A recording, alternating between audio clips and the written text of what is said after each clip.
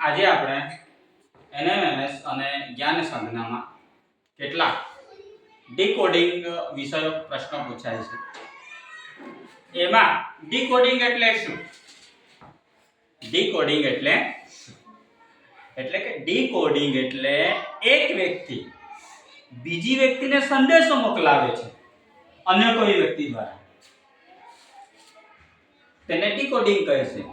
મતલબમાં એ સંદેશ કેવો હોય? ગુપ્ત હોય. જે સંદેશો મોકલાવે છે એ વ્યક્તિને ખબર હોય અને જે વ્યક્તિ સંદેશો પ્રાપ્ત કરે છે એને ખબર હોય. એના સિવાય બીજા વ્યક્તિને એ સંદેશમાં શું કહેવામાં આવ્યું છે, શું મેસેજ મોકલવામાં આવ્યો છે, શું વાતો કરવામાં આવી છે તે ખબર હોતી નથી.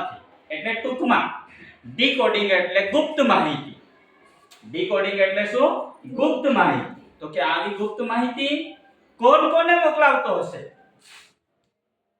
આવી ગુપ્ત માહિતી કોણ કોને મોકલાવતો હશે? તો દાખલા તરીકે આપણે સમજીએ કે કોઈ વ્યક્તિની જાસૂસી કરવામાં આવે. શું કરવામાં આવે? જાસૂસી. ત્યારે એના પર દેખરેખ રાખવા માટે એટલે જાસૂસ કરવાનો હોય ત્યારે આ ડીકોડિંગનો ઉપયોગ થાય. પછી દેશની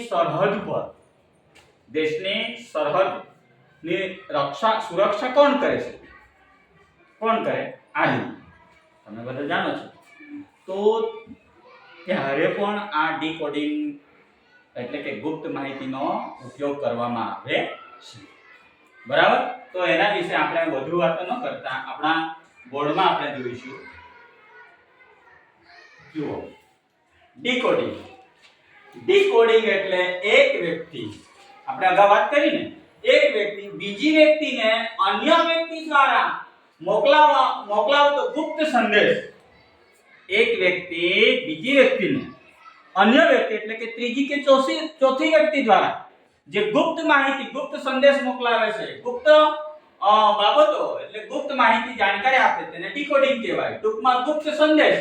આપણે એટલું યાદ રાખવાનું છે કે ડીકોડિંગ એટલે કે ગુપ્ત સંદેશ મોકલાવવામાં આવે છે. તો આવા સંદેશ જે ડીકોડિંગ છે, તો આવા સંદેશો શબ્દો દ્વારા પણ મોકલી શકાય. શાના દ્વારા? શબ્દો દ્વારા મોકલી શકાય, અંકો દ્વારા મોકલી શકાય અથવા તો ચિત્રાત્મક પ્રતીક દ્વારા પણ મોકલી શકાય. ડીકોડિંગ વિષયક માહિતી જે સંદેશો છે એ કેટલાક શબ્દો દ્વારા મોકલવામાં આવે, અંકો દ્વારા પણ મોકલવામાં આવે અથવા તો ચિત્ર શું હોય? ચિત્ર રૂપે પણ સંદેશ મોકલવામાં આવતો હોય છે. બરાબર? ઉતારી દો. હવે આગળ જો આપણે અગાઉ ABCD માં ખૂટતા મૂળાક્ષરોનો વિડિયો છે. ABCD માં ખૂટતા અક્ષરોનો જ્યારે આપણે તમને ક્લાસ લીધો હતો એનો આપણે વિડિયો પણ મૂક્યો છે. બરાબર? તો એની અંદર તમને મેં ABCD ના મૂળાક્ષરોના જે ક્રમ છે, શબ્દો જે મૂળાક્ષરો છે એના પણ ચોક્કસ નંબર્સ આપવામાં આવ્યા છે. બરાબર? તો એ અગાઉ પણ આપણે કરી ગયા છીએ, છતાં પણ અહીંયા બતાવ્યું છે કે ABCD એટલે જો આ દરેક મૂળાક્ષરનો ક્રમ છે, ચોક્કસ નક્કી ક્રમ છે. એટલે ABCD ના કુલ કેટલા મૂળાક્ષરો છે? 26.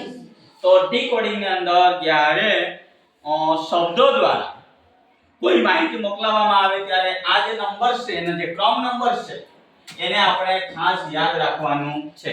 એના માટે મેં અગાઉ તમને એક સૂત્ર આપ્યું હતું. A પછી E પછી જોગ T. બરાબર ને? એટલે આપણને એનાથી શું ફાયદો થાય કે A એ 1 નંબરમાં આવે છે, E એ 5, 10, 15, 20 અને 25. એટલે કે આ જે મૂળાક્ષરો છે તે આ ક્રમમાં ABCD માં છે. એટલે એની વચ્ચેના જે મૂળાક્ષરો આવે એટલે તરત આપણને આઈડિયા આવી જાય કે ના આવી જાય? એટલે આ પણ તમને ખ્યાલ હોવો જોઈએ. બીજી અગાઉ આપણે એક વાત કરી ગયા હતા કે ABCD માં જે પહેલો મૂળાક્ષર છે તે A છે ને છેલ્લો છે તે Z છે. પરંતુ જ્યારે ઘડિયાળની કાંટામાં દિશામાં આવે ત્યારે આમ આખું ચક્ર ફરે છે એટલે ABCD પૂર્ણ થાય છે તો Z પછી કયો મૂળાક્ષર આવશે? તો A આવશે. ખ્યાલ આવે છે? અને જ્યારે ઘડિયાળની કાંટાના વિરોધ દિશામાં ત્યારે એ મૂળાક્ષરો બાદ થતા જશે. શું થતા જશે? બાદ. એટલો આપણને ખાસ બધાને ખબર હોવી જોઈએ. બરાબર? આ તો આપણે અગાઉ પણ તમને મેં લખાવ્યું છે. આ ફોટો લખાવ્યું છે ને, હવે આપણે સીધા આપણે ઉદાહરણો પર આવી જઈએ. અહીંયા જુઓ બાળકો, અહીંયા એક આપણા પાસે ઉદાહરણ આપ્યું છે. જોજો, કોઈ ખાસ કોડમાં દિયાને EJZB દ્વારા વ્યક્ત કરવામાં આવે તો તે જ કોડમાં કે ભાષામાં નેહાને કેમ લખાય? ખ્યાલ આવ્યો? જો દિયાને કોને દિયાને EJZB દ્વારા વ્યક્ત કરવામાં એટલે કે દિયાને EJZB કહેવામાં આવે છે તો નેહાને શું કહીશું? અને અહીંયા આપણી પાસે ઓપ્શન્સ પણ આપ્યા છે. હવે અહીંયા આપણે કશું જ મગજને હેંગ કરવાની જરૂર નથી. આપણે આવો આપ્યો હોય ત્યારે સૌપ્રથમ આપણે શું કરીશું? આપણે આપણી ટ્રીક પ્રમાણે કામ કરવાનું છે. જોજો, પહેલો કોણ છે? દિયા. કોણ છે? દિયા. તો ડી પછી આઈ પછી વાય અને પછી એ. આ દિયા લખ્યો? લખાઈ ગયું ને? હવે દિયાને શું કહેવાય છે? EJZB. દિયાને શું કહેવાય? EJZB.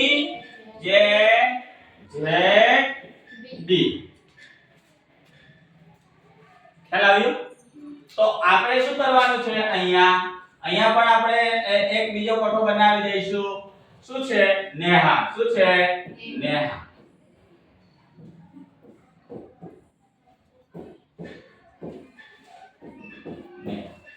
નેહાને શું કહેવાશે? કહેવા માંગે છે ને? નેહાને શું કહીશ? તો અહીંયા બાળકો જુઓ, અહીંયા આપણે ABCD ને બરાબર આપણા માઈન્ડમાં હોવી જોઈએ. શું બરાબર હોવી જોઈએ? ABCD. જો આ બંને મૂળાક્ષરો વચ્ચે શું સંબંધ છે એમ કહેવા માંગે છે. D ને E કહેવાય. D ને શું કહેવાય? E.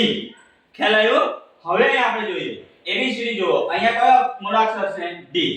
તો D માં કેટલા ઉમેરીએ? D માં કેટલા ઉમેરીએ?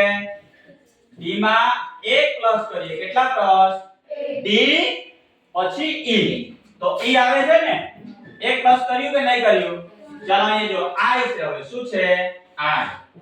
તો I માં 1 પ્લસ કરી જુઓ. I J આવે છે.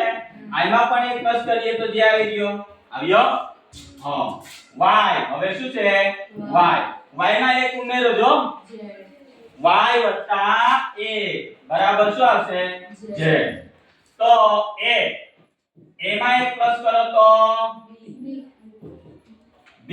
જો આવે છે? જો D માં 1 પ્લસ કરતા E આવી ગયો. આવ્યો? અહીંયા જુઓ, I માં 1 પ્લસ કરતા 1 પ્લસ કરતા શું આવ્યું? J આવી ગયો. આવ્યો? તો Y માં પણ કેટલા પ્લસ કર્યા? 1. તો શું આવ્યું? Z. તો A માં કેટલા પ્લસ કરીશું? 1. તો શું આવી જાય? B. ખ્યાલ આવ્યો બેટા? હા, એકદમ સિમ્પલ છે, કશું ભારે નથી.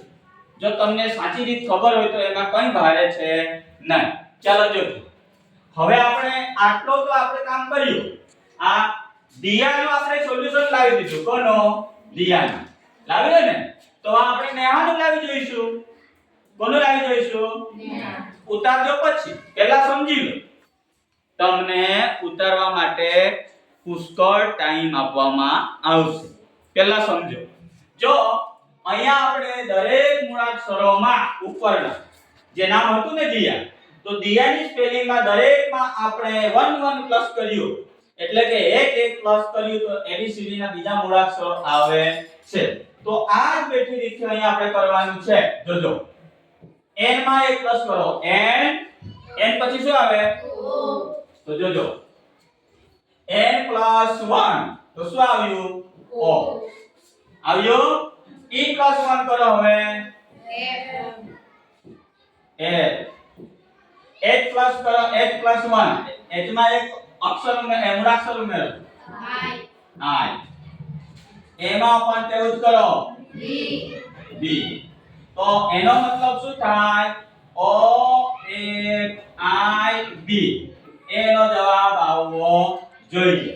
જો કોઈ ખાસ સંજોગોમાં દિયાને EJZB દ્વારા વ્યક્ત કરવામાં આવે એટલે કે એમ કહેવામાં આવે છે તો નેહાને શું કહેવાય O F I B અને એની રીત આ રીતની છે ABCD ના મૂળાક્ષરોમાં આપણે એક એક ઉમેરતા ગયા છીએ તો અહીંયા O F I B આપણા ઓપ્શનમાં છે O F I B okay option number 1 પર જ એનો જવાબ છે ને આ છે કે નહીં ખ્યાલ આવી ગયો ચલો હવે ઉત્તર બાળકો બીજું ઉદાહરણ જોઈએ કોણ વાંચશે શીતલબેન વાત બેટા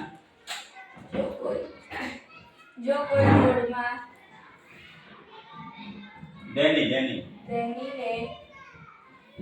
F G P H કહેવાય તો તે જ કોડમાં ડોજને શોધીને ખાલી બરાબર શું કહેવાય બરાબર આ એ છે હા જો જો કોઈ કોડમાં ડેનીને FGPA કહેવાય તો તે જ કોડ કે તે જ ભાષામાં ડોજને શું કહેવાશે DOSE બરાબર હવે આપણે જોઈએ સૌપ્રથમ આપણે આ રીતનો એક કોઠો બનાવીશું કોઠો ના બનાવો તો પણ ચાલે તો પણ લખવું તો પડશે જો શું લખેલું છે ડેની બરાબર ને ડેની વાય હવાય માં જોજો ને શું કહેવાય A G P A જોજો જો બરાબર D E N Y ને FGPA કહેવાય તો DOS ને શું કહેવાય એમ કહેવા માંગે છે જો આપણે અહીંયા શું કરવાનું છે આ જે પ્રથમ મૂળાક્ષર છે પહેલા નામનું અને બીજા નામનું એની વચ્ચે શું સંગત રહેલી છે શું સંબંધ છે તે આપણે જોવાનું છે પહેલા જોજો D પછી E ABCD બોલો D પછી E પછી F તો D માં કેટલા ઉમેર્યા 2 તો F આવી ગયો D + 2 બરાબર F આવી ગયો હવે E નો એ જ રીતે કરી જુઓ E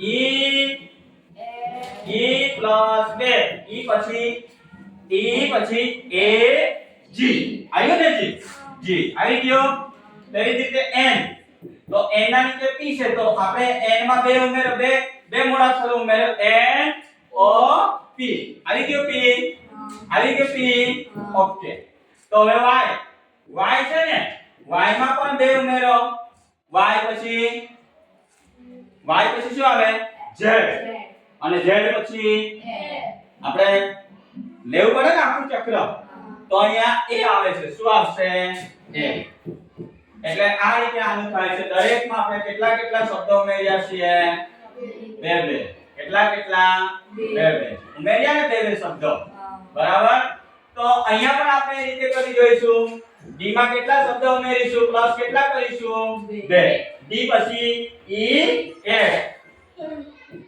બરાબર ને પછી O માં પણ કેટલા આપણે મૂળાક્ષરો ઉમેરીશું O પછી P Q S માં કેટલા ઉમેરીશું આ તો S પછી T U બરાબર અને E માં કેટલા ઉમેરીશું E પછી F G શું આવશે G તો આ એનો જવાબ આવશે શું આવશે F Q U G એનો જવાબ શું આવશે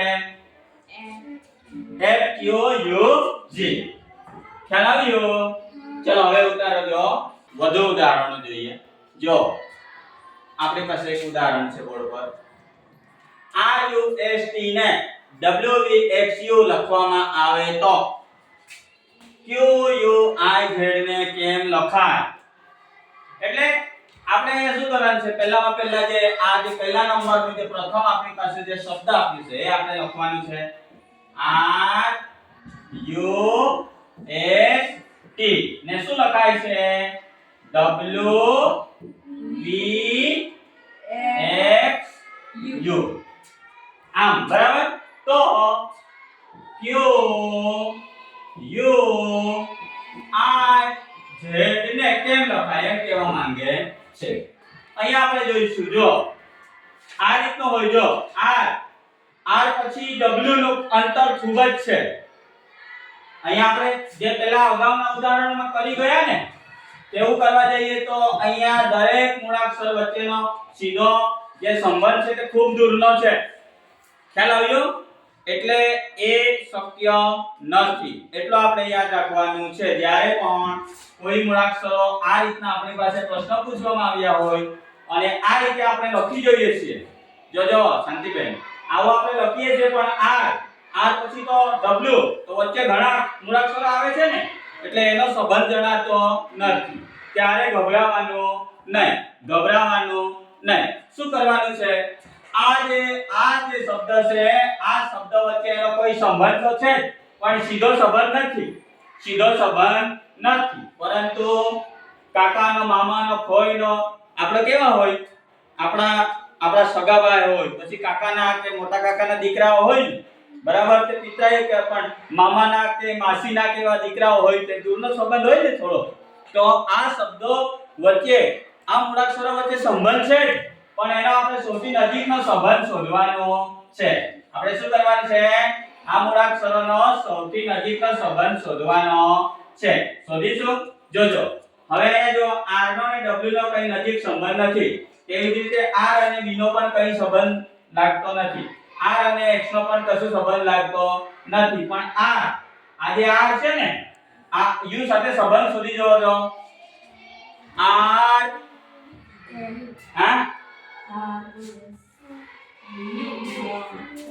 નજીક આવે છે. જો બોલો r પછી શું આવે? r પછી s પછી t પછી એટલે કેટલા? અહીંયા ત્રણ શબ્દ થાય છે ને. જોજો r પછી s t u એટલે અહીંયા કેટલા પ્લસ થાય છે? 3 થાય છે ને. એ જ રીતે જુઓ હવે r અને u વચ્ચે તો કે 3 મૂળાક્ષરોની ગેપ છે એટલે કે r માં 3 ઉમેરીએ ત્યારે u આવે છે. ખ્યાલ આવ્યો? એટલે સંબંધ નીકળી રહ્યો છે. એવી જ રીતે જુઓ આ જે u છે ને આ u તો આ u નો કોઈની સાથે સંબંધ શોધી જુઓ. આ u નો હવે આપણે આ ખૂણામાં કહીએ તો આ ખૂણામાં ચેક કરી જોજો u અને x વચ્ચેનો સંબંધ શોધી જુઓ. u પછી v આવ્યો. u પછી v w x આવ્યા ને? 3 આવ્યા કે નહીં આવ્યા? આવ્યા ને? આવ્યા કે નહીં આવ્યા? તો અહીંયા u છે અહીંયા પણ કેટલા આપણે પ્લસ કરવા પડે છે? 3. કેટલા પ્લસ કરવા પડે છે? 3. જોજો અહીંયા આપણે 3 પ્લસ કર્યા હતા તો અહીંયા પણ 3 પ્લસ કરીએ. જો પહેલાનો છેલ્લા સાથે બીજા નંબરનો મૂળાક્ષરનો છેલ્લેથી બીજા નંબર સાથે તો એનો મતલબ એમ થાય કે આ આમ કહે છે તો આ આગળ આવવા જોઈએ. તો છેલ્લો જે છે t કોણ છે? t નો અને w નો સંબંધ જુઓ. જો ચેક કરો t પછી શું આવે છે?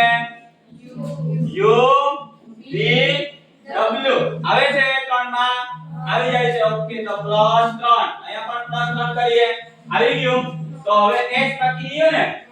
s બાકી તો v સાથે પણ +3 થશે. કરી જુઓ. આ છે s t u v આવ્યો ને.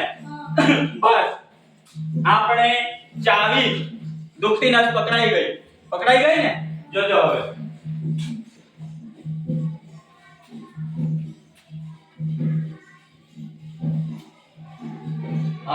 હવે આપણે અહીંથી q પહેલા લીધું હતું ને. પહેલાનો છેલ્લા સાથે તો q પછી કેટલા અક્ષર આપણે ઉમેરવાના છે? +3. બોલો તો q પછી +3 r s t શું આવશે? t r s t. જો અહીંયા t આવ્યું. બરાબર? ઓકે. હવે આ છે ને આ જે બીજા નંબરનો u છે ને તો અહીંયા પાછળથી બીજા નંબરમાં આવ્યો તો આને પણ આપણે બીજા નંબર લઈ જજો. u પછી 3 ઉમેરો v w x શું આવશે? x આવ્યો. હવે આપણે શું કર્યું? તો આ z ને પહેલા લાવ્યા હતા ને. અહીંયા t ને પહેલા સંબંધ જોયો ને તો તો z માં 3 ઉમેરો તો a b c c આવશે ને અહીંયા પ્લસ 3 કરીએ તો c હવે i વધ્યો ને તો i માં ઉમેરો i માં બી 3 ઉમેરો i પછી હા i j k l શું આવશે l જો બધામાં 3 3 પ્લસ કર્યા ને 3 3 તો આપણે જવાબ શું આવ્યું c l x t જવાબ શું આવે છે c l x t જો c l x t જોયા c l x t option આવી કે આપણો આવ્યો ખ્યાલ આવ્યો તમને લોકોને ચલો સરસ ઉમેર ઉતારી દો તો આપણા સમક્ષ એક વધુ ઉદાહરણ માટે આપણા બોર્ડ પર લખ્યું છે M A R I N E ને D M H Q Z L લખાય તો T M P R ને શું લખાય અથવા તો શું કહેવાય કોડમાં બરાબર થોડા આપણી પાસે અહીંયા વધારે પૂર્ણાક્ષરોની સંખ્યા આપવામાં આવી છે આપણે રીત એના એ બરાબર આપણે કરી જોઈશું પહેલા શું કરીશું ધનેશભાઈ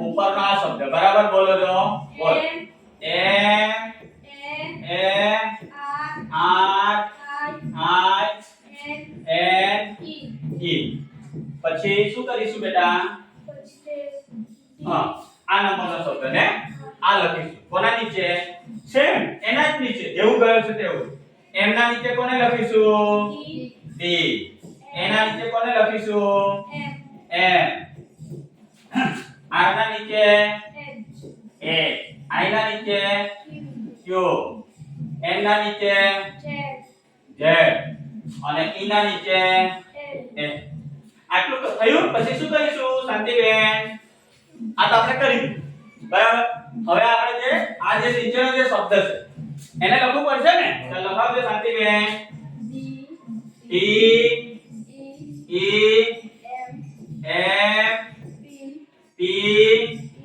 E R તો અહીંયા શું એમ કહેવા માંગે છે ને જો આને કોડમાં આ કહેવાય તો આને કોડમાં શું કહેવાય એમ કહેવા માંગે છે ને હવે આપણે જુઓ બાળકો આવી રીતના કોઈ પણ પ્રશ્ન આપણી પાસે આપ્યા હોય આપણને આપવામાં આવ્યા હોય તો સૌપ્રથમ આપણી રીત મુજબ આપણે કરીશું હવે જો પહેલા m છે ને m ના નીચે કયો છે d તો m abcd માં જુઓ m અને d વચ્ચે કોઈ સંબંધ જણાય છે નહીં કારણ કે d એ લગભગ કરીને a b c d abcd માં ચોથા નંબરનો d છે અને m એ તો ઘણો હશે ને m કયા નંબરનો હશે કયા નંબરનો 12 કે 13 નંબરનો હશે એટલે આની વચ્ચે કોઈ સંબંધ રાખતો નથી જો બરાબર ધ્યાન રાખો બાળકો જ્યારે આ પ્રથમ બંને મૂળાક્ષરો વચ્ચે જો કોઈ સંબંધ ન દેખાય આપણને સંબંધ ન દેખાય તો આપણે અહીંયા નેક્સ્ટ એના પછીનો સાથે સંબંધ ચેક કરી જુઓ હવે અહીંયા એમ છે અહીંયા પણ એમ છે એટલે એમાં પણ કશું તથ્ય છે નહીં જ્યારે આટલું આપણે ચેક કર્યું એટલે આપણે શું કરવાનું કે આ બાજુના જે પ્રથમ જે મૂળાક્ષરો છે એનો છેલ્લા મૂળાક્ષરો સાથે નીચે સંબંધ હોવો જોઈએ હવે જે